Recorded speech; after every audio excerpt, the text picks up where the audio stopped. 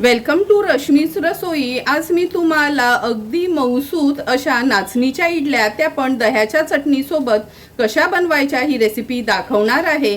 त्यासाठी हा व्हिडिओ तुम्ही शेवटपर्यंत बघा आणि माझ्या चॅनलला लाईक, शेअर अँड सबस्क्राईब करा।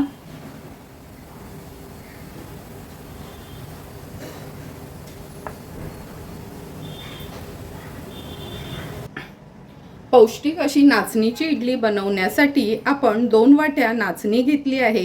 1.5 वाटी हे आपण भाकरीचेच तांदूळ किंवा तुम्ही इडलीसाठी वापरतात ते तांदूळ वापरलेत तरी चालेल। 1 वाटी आपण उडदाची डाळ वापरणार आहोत। अर्धी वाटी जाडे पोहे म्हणजे जे कांद्या पोह्यांसाठी पोहे वापरतो ते आणि चमचाभर मेथीचे दाणे यूज करणार आहोत। पोहे सोडून आता हे सर्व इन्ग्रेडियंट्स आपण स्वच्छ धुवून पाण्यात भिजत ठेवून घेऊया। या बोलमध्ये मी नाचणी घेते। ही नाचणी आपल्याला साताऱ्यावरना एका फ्रेंडकडनं भेट आली होती म्हणून ठरवलं जशी नाचणीची भाकरी बनवतो तशीच आपण नाचणीची इडली पण बनवूया। 2 वाट्या नाचणी, 1.5 वाटी जाडे तांदूळ म्हणजेच भाकरीचे तांदूळ आणि 1 वाटी उडदाची डाळ व्यवस्थित मिक्स करून स्वच्छ धुवून घेते मी। हे जवळपास 3 ते 4 पाण्यातना तरी हे आपण स्वच्छ धुवून घेणार आहोत। हे बघा, नाचणी, तांदूळ आणि उडदाची डाळ आपण स्वच्छ जवळपास 4 ते 5 पाण्यातना धुवून घेतली आहेत। आता ह्याच्यामध्ये आपण चमचाभर मेथी दाणे घालणार आहोत। व्यवस्थित मिक्स करून घेते। आता हे मिक्सचर आपल्याला झाकून जवळपास 4 ते 5 तासासाठी तरी व्यवस्थित भिजवून घ्यायचं आहे। नंतरच आपण 5 तासानंतर मिक्सरला बारीक करून घेणार आहोत। 5 ते 6 तास झाले आहेत। नाचणी, तांदूळ आणि उडदाची डाळ आपण अशी भिजत ठेवली होती, छान भिजली गेली आहे 5 ते 6 तासांमध्ये। आता आपण ह्याच्यामध्ये अर्धा वाटी पोहे घालणार आहोत। पोहे ना इडली किंवा आंबोळ्या करताना किंवा डोसे बनवताना आवर्जून वापरा, म्हणजे ना छान इडल्या वगैरे सॉफ्ट होतात। पोहे घातल्यावर आणखीन 15 मिनिटासाठी हे आपण झाकून ठेवणार आहोत। नंतरच मिक्सरला बारीक वाटून घेणार आहोत। 10 ते 12 मिनिटं झाली आहेत। आपण हे पोहे घातले होते ह्या मिश्रणात, तुम्ही बघू शकता पोहे छान फुलले गेलेत। आता लगेचच हे सर्व इन्ग्रेडियंट्स आपण मिक्सरला वाटून घेणार आहोत। मिक्सरच्या भांड्यामध्ये हे मिश्रण मी काढून घेते आणि कधी इडल्या करायच्या असल्यानं तर खूप एकदम बारीक वाटायचं नाही, थोडंसं जाडसरच ठेवायचं, म्हणजे इडल्या छान अशा दाणेदार होतात। जवळपास अर्ध मिश्रण राहील ह्या मिक्सरच्या भांड्यात, एवढं मी काढून घेतलं आहे। पाणी पण अंदाजानेच जे भिजत ठेवलेलं ना तेच पाणी मी वापरणार आहे। आता मिक्सरला हे फिरवून घेऊया। हे बघा, मिक्सरला आपण हे जाडसरच बॅटर तयार करून घेतलं आहे। आता ह्या मोठ्या भांड्यात मी हे काढून घेते। नाचणी वाटायला थोडा वेळ जातो, तांदूळ कसे पटकन वाटले जातात, पण मी हे सर्व इन्ग्रेडियंट्स एकत्रच भिजत घालते। आता हे पीठ आपण काढून घेतलं आहे। हे बघा, कन्सिस्टन्सी मी दाखवते। उरलेले नाचणी आणि तांदूळ पण पुन्हा एकदा वाटून घेते। उरलेलं बॅटर पण मी ह्या पातेल्यात काढून घेते।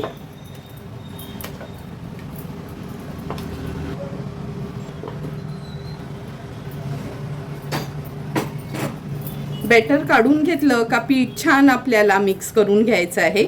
1-2 ते 3 मिनिटासाठी तरी असं आपल्याला हे फेटून घेतल्यासारखं करायचं आहे, म्हणजे पीठ आपलं हे हलकं होतं आणि छान आंबलं जातं।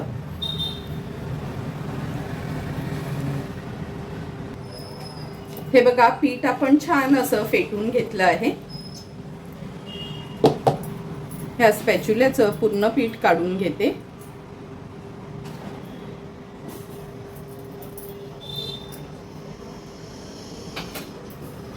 आता आपण हे पीठ छानपैकी आंबण्याकरता हे बघा कांदा एक घालणार आहे मी ह्याच्यामध्ये।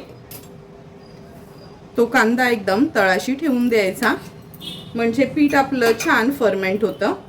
आता झाकण ठेवून 10 ते 12 तासासाठी हे पीठ आपण छान फर्मेंट करून घेणार आहोत। तुम्ही बघू शकता रात्री आपण जे पीठ फर्मेंट करण्याकरता ठेवलं होतं कसं छान ओव्हरफ्लो झालं आहे। कधी इडलीचं असो, आंबोळ्यांचं असो, डोस्यांचं पीठ जेव्हा आपण फर्मेंट करण्याकरता ठेवतो तेव्हा कधी खाली ना ताट ठेवायचा असतो. आता झाकण उघडून बघूया.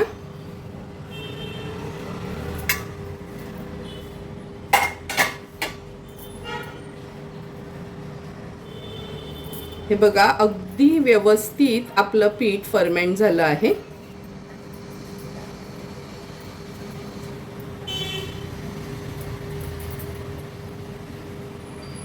पूर्ण ह्या झाकणीवरचं हे पीठ मी काढून घेते. आता आपण ह्याच्यात चवीप्रमाणे मीठ ऍड करणार आहोत.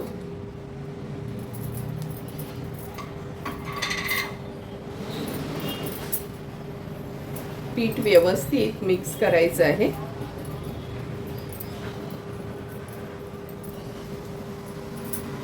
ताटातलं पीठ पण मी ह्या पातेल्यात काढून घेणार आहे.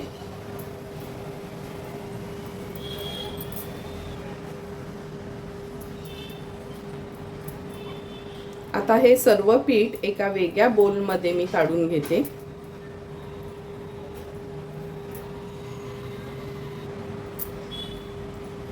हा जो कांदा आपण ठेवला होता म्हणजे पीठ आपलं चांगलं वरपर्यंत असं फर्मेंट होईल तो काढून घ्यायचा आहे. या बोलमध्ये मी हे पीठ ट्रान्सफर करून घेते. सर्व पीठ या बोलमध्ये आपण काढून घेतलं आहे. लगेचच आता इडल्या वाफवायला ठेवूया.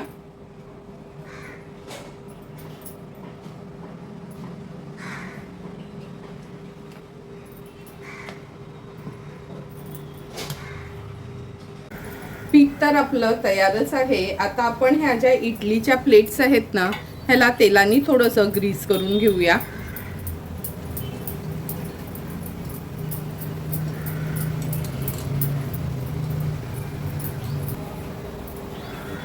तेल लावून घेतलं का व्यवस्थित पीठ आपल्याला मिक्स करून घ्यायचं आहे. आता ह्याच्यामध्ये मी ओतून घेते. एका बाजूला पाणी पण उकळवत ठेवलं आहे म्हणजे लगेचच इडल्या आपल्याला वाफवत ठेवता येतील.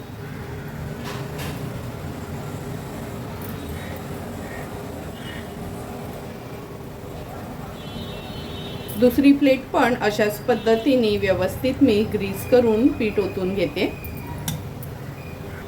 लगेचच आता ह्या इडल्या वाफवत ठेवते.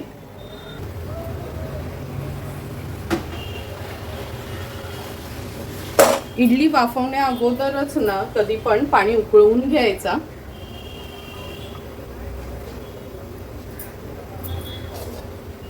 झाकण ठेवते आणि एक 8 मिनिटासाठी आपण ह्या इडल्या व्यवस्थित हाय फ्लेमवर वाफवून घेणार आहोत.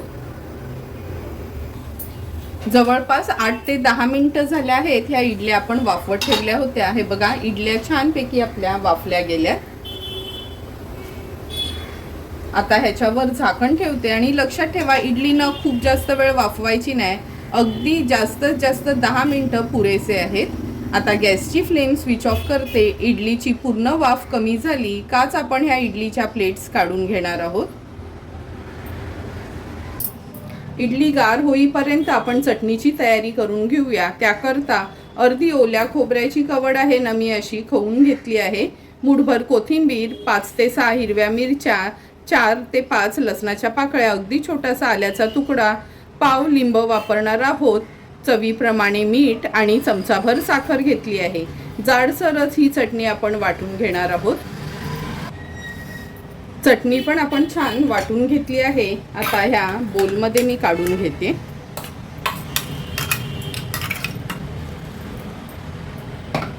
गरजेप्रमाणे आपण पाणी ऍड करणार आहोत. इडली सोबत खायची आहे त्यामुळे थोडीशी पातळ चटणी हवी आपल्याला. व्यवस्थित मिक्स करून घ्यायचं आहे. आज मी दह्यातली चटणी बनवणार आहे त्यामुळे सुरुवातीला ह्याला पहिला आपण एक तडका देऊन घेऊया. तेल पण छान गरम करून घेतलं आहे. फोडणीला राई, कढीपत्ता आणि सुकी मिरची घेतली आहे. फोडणी छान तडतडली की ह्या चटणीवर घालणार आहोत. व्यवस्थित मिक्स करून घ्यायची आहे.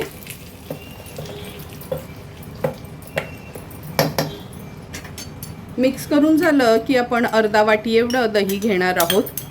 जेव्हा सांबार बनवत नाही ना तेव्हा मी अशी ही दह्यातली चटणी बनवते, म्हणजे इडली खाताना ना घशाला आपल्या घास बसत नाही आणि ही चटणी पण खायला खूप सुंदर लागते. झटपट अशी आपली ही दह्यातली चटणी तयार आहे. आता इडल्या पण गार झाल्यात काय चेक करून घेऊया. हे बघा, आपण हात लावू शकतो अशा इडल्या पण गार झाल्या आहेत. कधी इडली काढताना ना पूर्णपणे अशी गार झाली काच काढून घ्यायची आहे. थोडा चमचा मी असा पाण्यात भिजवून घेतला आहे. इडली छान मोकळी करून घेऊया.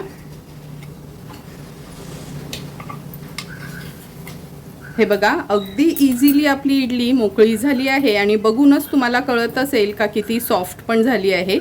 सर्व इडल्या मी काढून घेते. सुंदर अशा तयार झालेल्या इडल्या आपण ह्या सर्विंग प्लेटमध्ये सर्व करून घेतोय.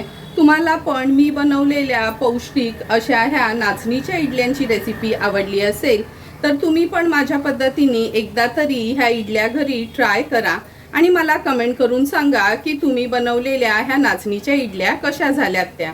जर तुम्हाला मी बनवलेल्या ह्या नाचणीच्या इडल्यांचा व्हिडिओ आवडला असेल तर नक्की माझ्या चॅनलला तुम्ही लाईक, शेअर अँड सबस्क्राईब करा. Thank you for watching my video.